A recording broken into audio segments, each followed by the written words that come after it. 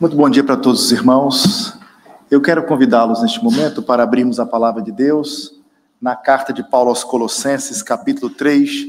Vamos ler dos versículos 5 ao 11. Na verdade, na medida em que eu for expondo o texto, a mensagem, nós iremos ler progressivamente o texto, então, do 5 até o 11. Mas eu peço para que todos tenham as nossas Bíblias abertas e poderão apontar alguma coisa e também marcar no texto bíblico alguma informação relevante para aquilo que vamos conversar nesta manhã, que tem a ver com o despir-se do velho homem e o vestir-se do novo.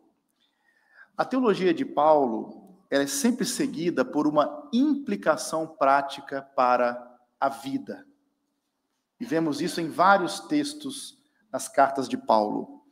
A teologia profunda exposta nos capítulos 1 e 2 da carta aos Colossenses, ela gera um desafio prático que vemos aqui no versículo 5. Fazei, pois, morrer a vossa natureza terrena. Para Paulo, o apóstolo, inspirado pelo Espírito Santo, a doutrina exige dever. A crença, o credo, determina a conduta. Uma crença errada conduz a uma conduta prática errada. E factos exigem actos. Portanto, há sempre uma consequência. E nesta manhã nós vamos resumir a aplicação, portanto, prática da teologia que Paulo expõe nesta carta aos Colossenses, nos capítulos 1 e 2, porque aqui no capítulo 3, a partir de agora, vamos ver as implicações práticas desta ideia de deixando de lado, não é, a velha vida do pecado, e aqui temos o desafio dos versículos 1 até o 7, e depois iremos ler também os outros até o 11. Diz assim o texto: Fazei, pois, morrer a vossa natureza terrena, prostituição, impureza, paixão lasciva, desejo maligno e a avareza, que é idolatria. Por estas coisas é que vem a ira de Deus sobre os filhos da desobediência. Ora, nessas mesmas coisas andastes vós também, noutro tempo, quando vivieis nelas. O Senhor Jesus falou da mesma maneira, debatendo a mesma ideia, quando disse: se o teu olho direito te faz tropeçar, arranque-o e lance-o de ti. Foi no seu discurso, portanto, no Sermão do Monte, capítulo 5 de Mateus, versículo 29. Portanto, efetivamente, neste sermão, a mesma ideia. Paulo está aqui partindo desta ideia de amputação radical. Mas, obviamente, nem Jesus e nem Paulo estavam a recomendar aqui a cirurgia literal, pois o pecado não vem do olho ou da mão, não está no órgão em si, mas vem do coração. O mal interior, que Jesus menciona claramente em Mateus capítulo 15, é do coração que procede essas coisas. Havia leis antigas na Inglaterra, há muito tempo atrás, que permitiam o corte da mão de um ladrão como punição, especialmente para os ladrões reincidentes. E se um carteirista fosse apanhado e condenado, a sua mão direita era cortada. Se ele fosse apanhado novamente, a sua mão esquerda sofreria o mesmo destino da mão direita. E dizem que um carteirista, ele perdeu as duas mãos, mas continuou a sua ocupação com os dentes.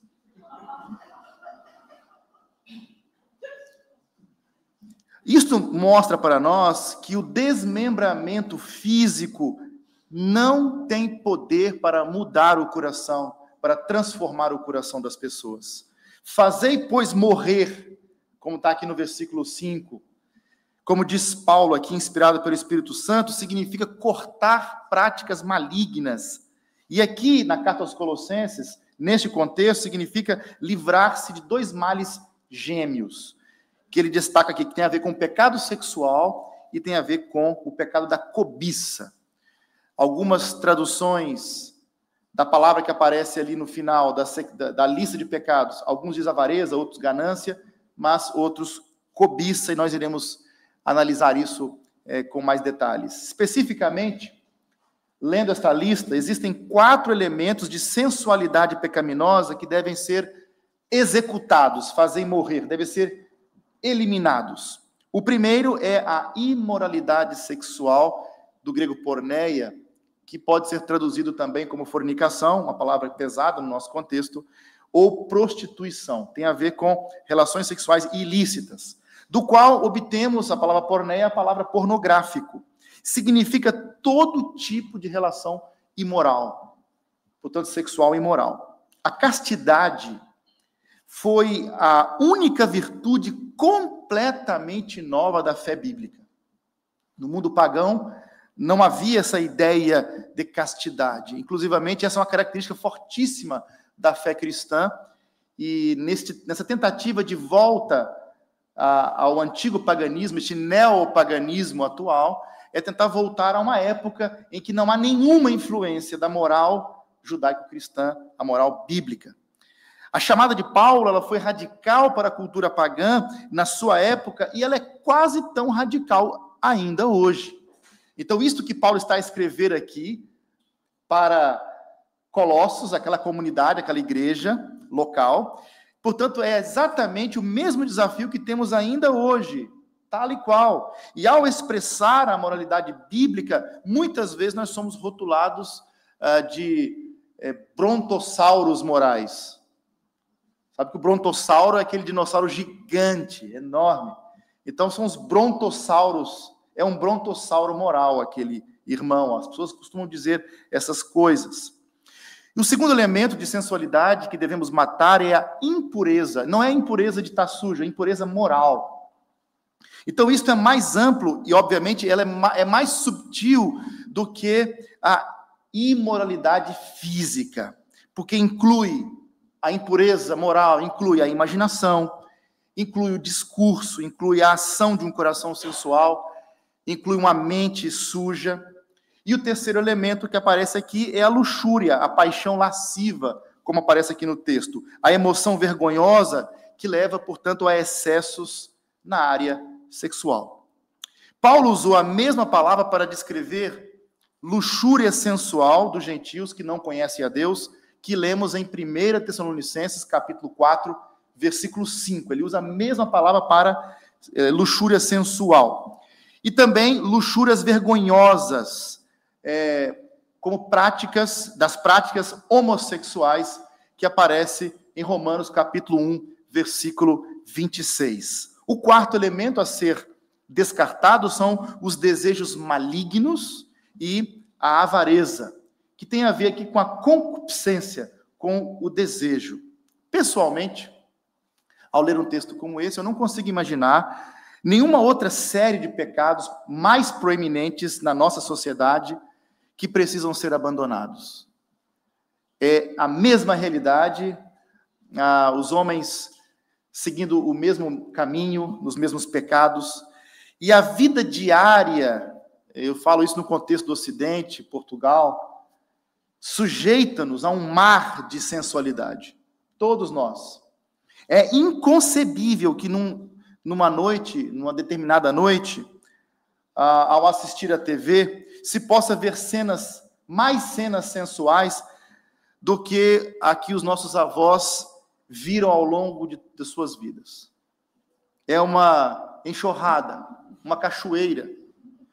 A edição de janeiro de 1984, da Psychology Today, uma revista de psicologia secular, conhecida na América, afirmou que uma desensibilização cultural generalizada ocorreu através de filmes que apresentam violência sexual e sugeriu que tais filmes sejam embalados com rótulos de advertências, igual se fazem com os cigarros. O cigarro mata, e mostra uma foto com o sujeito com o pulmão todo estragado, preto, negro, e coisas assim. Todavia, meus irmãos, a palavra de Deus ainda fala hoje. O texto diz: fazei, pois, morrer a vossa natureza terrena, prostituição, impureza, paixão lasciva, desejo maligno e a avareza. Fazer morrer aqui é uma metáfora. Como despir-se, o vestir-se são metáforas. Eu não coloquei como tema despir-se e vestir-se, porque poderia passar uma ideia estranha para o título de uma mensagem. Mas é o despojar, o despir-se das mortalhas, das nossas práticas de outrora, antes da nossa conversão. Este é o foco. E aqui tem a ver com a questão de morrer agora. Fazer morrer é uma metáfora violenta que expressa dor, que expressa esforço. E matar, naturalmente, significa também lágrimas e sangue. Mas aqui, meus irmãos, significa ainda mais, como um conhecido pregador, Alexander McLaren, ele disse: é muito mais fácil cortar a mão, que afinal não sou eu, do que sacrificar paixões e desejos que, embora sejam o meu pior eu, sou eu mesmo.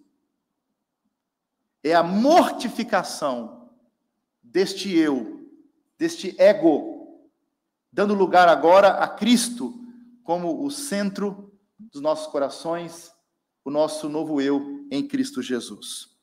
Esta metáfora ensina-nos que devemos executar a sensualidade, custe o que custar. E temos vários textos, como Provérbios capítulo 6, por exemplo. O versículo 27 diz: pode alguém colocar fogo no peito sem queimar a roupa? É a pergunta que é feita. Pode alguém colocar fogo no peito sem queimar a roupa? Muitos cristãos estão diariamente a lançar fogo sobre si mesmos e estão a ser marcados profundamente. Precisamos ser como Jó, que disse: fiz uma aliança com os meus olhos de não olhar com cobiça para nenhuma jovem ou nenhuma donzela. Vemos isso em Jó, no capítulo 31, no verso 1. Precisamos então aplicar essas verdades bíblicas às nossas vidas. Esse é o desafio que Paulo lança, inspirado pelo Espírito Santo, para a igreja de Colossos e para nós, como é óbvio, porque é a palavra de Deus.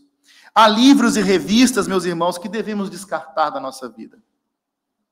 Há alguns de nós que precisam retirar as TVs, os telemóveis. Eu não estou a endossar nenhum tipo de legalismo nesta manhã, mas a palavra de Deus fala hoje e devemos matar os velhos hábitos que nos levam à sensualidade, que promovem a cobiça e destroem vidas e famílias.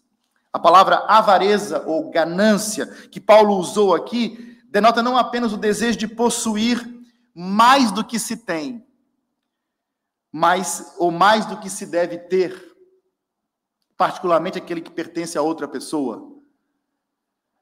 Note que essa mesma ideia está no 10º mandamento: não cobiçarás. Não cobice a mulher do teu próximo, a casa, nem o teu campo, nem o seu servo, nem a sua serva, nem o seu boi, nem o seu jumento, nem coisa alguma que pertence ao seu próximo. Deuteronômio 5:21 diz isso claramente. E a avareza é uma forma de idolatria, isso fica claro no texto, porque consiste em colocar a nossa confiança numa coisa material. A nossa segurança estando, portanto, no vil metal, na nossa capacidade financeira. Portanto, tornando isso um Deus para nós. E há um sentido em que a avareza, e aqui eu vou aprofundar-me um pouco, por que ele coloca no final da lista esse aspecto da ganância? Porque, num certo sentido, pode ser que, olhando isso mais atentamente, que ela pode ser mais perigosa do que a sensualidade, porque tem muitas formas respeitáveis de avareza. Muitas vezes é a pessoa bem-sucedida na vida material que nós honramos. Note, quando chega um doutor, quando chega uma pessoa ilustre, quando chega alguém com muito dinheiro, hoje, nesta manhã, chegou um pobre, ninguém nota muito, mas chegou alguém muito importante da cidade. Olha, pastor, hoje está aqui o fulano de tal. E aí honramos rapidamente. Como diz o provérbio americano, se um homem está cheio de vinho, nós o expulsamos da igreja. Mas se ele está cheio de dinheiro, nós o tornamos diácono. É um provérbio americano, nas igrejas americanas, de vez em quando alguém diz isso, claro que numa assembleia para discutir algum assunto. E este é um assunto sério, não é uma brincadeira. Porque por estas coisas vem a ira de Deus sobre a desobediência, diz o texto, os filhos da desobediência. E nessas mesmas coisas andastes também vós, noutro tempo, quando vivieis nelas. Versículos 6 e 7 de Colossenses 3. A mesma mensagem de Paulo, ela é clara para nós nesta manhã. Desde que morremos, que fomos sepultados, ressuscitados e ascendemos com Cristo, desde que fomos preenchidos de sua plenitude, lá se vão algumas coisas que nós devemos eliminar de vez de nossas vidas, a saber, a sensualidade e o materialismo. Nós temos que mortificar essas coisas, independentemente do sangue e da dor. É uma luta contra a carne, é uma guerra. Também devemos erradicar de nossas vidas, está nos versículos 8 e 9, temos que fazer morrer também atitudes e discursos que são malignos. Porque diz o texto, ira, indignação, maldade, maledicência, linguagem obscena do vosso falar, não mintais uns aos outros, uma vez que vos despistes do velho homem com os seus feitos.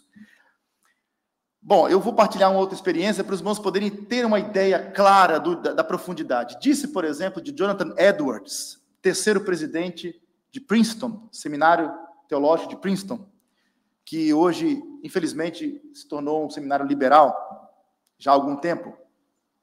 E o considerado o maior pensador da América, Jonathan Edwards, ele teve uma filha de temperamento muito difícil, de temperamento ingovernável era a sua filha. E, como é o caso, o problema não era conhecido, portanto, fora do contexto do lar. Esse era um assunto da família, ninguém sabia que esta filha era tão complicada assim. E um jovem apaixonou-se por essa filha e buscou, portanto, a mão dela em casamento. Ele queria, portanto, se casar com a filha de Jonathan Edwards. E ele disse, você não pode tê-la, respondeu Jonathan Edwards. Mas eu a amo, respondeu o jovem. Você não pode tê-la, disse Edwards. Mas ela ama-me, respondeu o rapaz. Novamente, Edwards disse, você não pode tê-la. Por quê? Perguntou o jovem. Porque ela não é digna de ti. Mas ele perguntou, mas ela não é cristã? Não é? Ela não é crente em Jesus? Sim. Ele respondeu, ela é cristã, mas a graça de Deus pode conviver com algumas pessoas com as quais ninguém poderia conviver. A graça de Deus pode perfeitamente conviver com algumas pessoas com as quais ninguém poderia conviver. E essa é minha filha. Pesado. Assim é o crente, meus irmãos, cheio de ira, de indignação, de malícia. É muito difícil conviver. A ira descrita aqui é crescente, é uma raiva interior, como seiva numa árvore num dia quente, que incha o tronco e os galhos até que estejam em perigo de estourar, literalmente. Crescendo, como uma bola que você assopra com o ar até que ela estoura, literalmente. Cólera ou indignação, aparece também aqui no texto, é aquela raiva a ferver. E nós vemos isso num temperamento explosivo, muitas das vezes.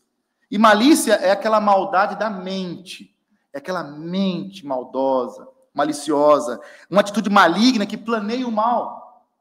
E que alegra-se quando a miséria cai sobre aquele que odeia, ou que se alegra, como Amã, por exemplo, que mandou construir uma forca para Mordecai, ou Mardoqueu. Vemos isso em Esté, capítulo 5, versículo 14. Portanto, essa malícia, Paulo está a dizer, faça morrer isto, porque isso não faz parte do seu novo eu em Cristo Jesus. Não seja ingênuo. Tais coisas existem entre os crentes professos, pessoas que professam a fé, que convivem conosco, praticam essas coisas, A graça de Deus pode conviver com algumas pessoas com as quais ninguém poderá conviver.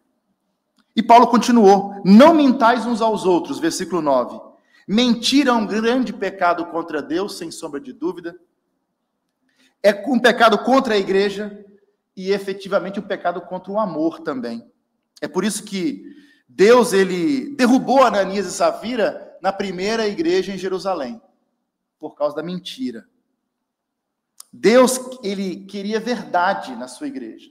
Por isso que ele fez isso. Ele não queria o engano. Ele não queria o fingimento na igreja, mas a transparência. Não quer dar, não dá, não tem problema nenhum, mas não finge que está dando. Ele não queria hipocrisia na igreja. Ele não quer hipocrisia na igreja ainda hoje. É o mesmo Deus, o Senhor da sua igreja. Por isso, deixando a mentira, diz o texto bíblico em Efésios 4:25, falai a verdade com o seu próximo, cada um com o seu próximo, porque somos membros uns dos outros. Mentir é um pecado contra Deus, contra a igreja e contra o amor. Uma grande igreja exige, sem dúvida, honestidade e transparência. Uma grande igreja vai exigir uma grande transparência e uma grande honestidade. É melhor uma igreja pequena, muito pequena, mas unida, do que uma congregação grande, cheia de falsidade, de pessoas desleais umas às outras, que não lutam pelas mesmas causas, que não têm o mesmo propósito e que não estão fazendo isso para a glória de Deus, mas estão literalmente a fingir uma boa relação. Isso é péssimo. É melhor ter uma igreja pequena, porque ela é mais eficaz no reino de Deus para a salvação dos perdidos. Por fim, nos versículos 9 ao 11, vemos que, deixando de lado a velha vida, nós temos um motivo, há uma justificação para fazer isso. O texto dá a motivação para fazer isso. Temos o desafio, fazer morrer essas coisas, mas temos uma motivação bíblica. A razão que Paulo dá para viver uma vida piedosa, santa, foi esta: uma vez que vos despistes do velho homem com seus feitos e vos revestistes do novo homem que se refaz para o pleno conhecimento segundo a imagem daquele que o criou. Devemos então abandonar as más práticas da vida anterior, da nossa vida pregressa, porque quando viemos a Cristo, fomos batizados no seu corpo, nascidos de novo, e espiritualmente, portanto, despimos do velho homem, da velha natureza, portanto, pecaminosa, e nos revestimos do novo homem, da nova natureza. Como diz a Escritura em 2 Coríntios 5,17, quem está em Cristo é uma nova criatura. O velho se foi, não é isso? Eis que tudo se fez novo. Todos os crentes em Jesus têm um novo eu, com as suas sensibilidades e habilidades espirituais. O irmão recebeu de Deus pela sua união com Cristo. Ao unir-se pela fé, ao ser unido pela fé em Cristo, o irmão se tornou de Cristo e Cristo se tornou seu. O irmão é dele, a irmã é dele e ele é seu. Ele é sua. Então, ele é seu, minha irmã, ele é nosso. Ao estar unido a Cristo, portanto, todas as bênçãos dessa união, a graça e o poder para vencer o pecado que está em Cristo, agora também está em nós. Com ele vem todos os benefícios da sua união conosco. E este novo eu, ele está sendo renovado em conhecimento, conforme a imagem do seu Criador, como está no versículo 10. Portanto, é aquilo que Paulo escreve na sua segunda carta aos Coríntios, capítulo 3, versículo 18. Paulo diz assim: todos nós, dos quais o véu foi removido, podemos ver a glória refletir a glória do Senhor, e o Senhor, que é o Espírito, nos transforma gradativamente a sua imagem gloriosa, deixando-nos cada vez mais parecidos com Ele. Então, o processo da santificação acontece a partir da sua união com Cristo, e há uma conformação à imagem de Cristo, e Cristo que é a imagem de Deus. Então, Deus, pelo seu Espírito, está esculpindo em nós o caráter de Cristo, gradualmente, progressivamente. E a razão final para mortificar as maldades do velho eu é que o novo eu traz uma renovação que é tão radical que muda tudo e muda todas as nossas relações, todas. Porque Paulo diz no versículo 11, no qual não pode haver grego nem judeu, circuncisão nem incircuncisão, bárbaro, cita, escravo, livre, porém Cristo é tudo em todos. Note que essa obra de Cristo em nós muda a nossa relação com Deus e muda nosso relacionamento com os outros também. Cristo morreu para comprar com seu sangue aqueles que procedem de toda tribo, língua, povo e nação. Temos isso em Apocalipse, capítulo 5, no versículo 9. A igreja, comprada pelo sangue de Jesus, de todos os povos, tribos, línguas e nações, um dia estará reunida numa grande assembleia, no novo céu e na nova terra. O homem mais culto tem comunhão com o homem mais inculto no contexto da igreja. A graça, ela não reconhece tais distinções que nós fazemos. Nós temos esse estilo de, olha, você para lá, você que não sabe direito para aqui, ou você que não tem tanto, talvez não é legal, não é interessante, fique para ali.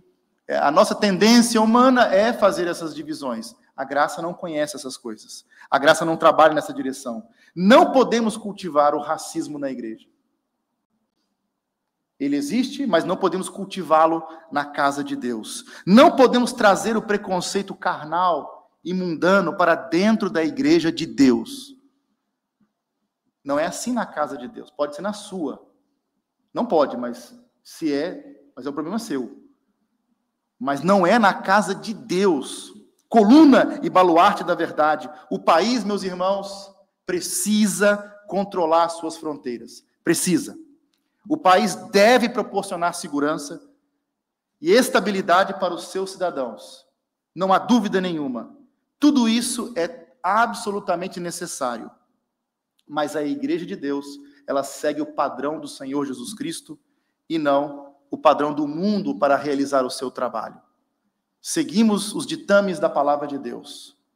A igreja sempre frutificou na diáspora. Talvez os irmãos não saibam disso. Poucos são os livros da Bíblia que foram escritos em Jerusalém, no território de Israel. Poucos. Aliás, quase nenhum. No deserto, na diáspora, aos dispersos. Portanto, muita atenção para não estarmos desalinhados com o sentir e o trabalhar de Deus na história. Temos uma maneira clara de definir as coisas. Temos uma moral clara e somos perseguidos por isso. Mas não caia em todo tipo de discurso. Espalhada pelas nações e em todas as partes do mundo, a igreja sempre superou as barreiras raciais. Mas parece que estamos a regredir atualmente. A nossa nacionalidade terrena, ela não pode superar a nossa identidade em Cristo. A nossa identidade em Cristo é mais importante. Devemos insistir, como é óbvio, numa eclesiologia, numa ação de igreja que reflete adequadamente a realidade da nossa cultura para levarmos Cristo ao nosso povo de um modo compreensivo, eficaz e frutífero. A igreja deve reagir com base na palavra de Deus, mas não com base no medo, provocando isolamento para proteger-se de grupos étnicos vários. Há rumores, meus irmãos, talvez os irmãos não saibam disso, de antissemitismo, de desprezo aos judeus, de linguagem depreciativa ao povo judeu nas igrejas. Já tem isso. Tem um grupo, daqui a pouco vai ter grupos neonazi, gospel. Isso é uma loucura. A igreja precisa desenvolver laços autênticos, unir as pessoas e desenvolver a cooperação entre elas para a evangelização mundial. Eu quero ver a Angola se rendendo a Jesus. Eu quero ver Portugal, milhares e milhares de almas se rendendo aos pés de Jesus. Eu quero ver o Brasil, eu quero ver os Estados Unidos, eu quero ver todas as nações sendo evangelizadas. Eu quero fazer parte desse trabalho da evangelização mundial. A minha preocupação é imediata aqui, mas há outras lá, e estamos envolvidos numa obra mundial. É para todos os povos, tribos, línguas e nações. Essa é a mensagem. O novo eu em Cristo traz a destruição das barreiras raciais. Não há nem grego nem judeu, todo mundo na mesa aqui sentado. Mas não, eu não posso comer isso e tal. Jesus resolve esse problema. Barreiras religiosas, circuncidado e não circuncidado. Barreiras culturais, bárbaro e cita. Até sociais, escravo ou livre. Como disse Jesus, nisto conhecerão que sois meus discípulos, se tiverdes amor uns pelos outros. Qualquer discurso contrário a esse sentido é contra o princípio bíblico, é contra aquilo que a Bíblia nos ensina. Fazer, pois, morrer essa tendência tão natural que há em nós.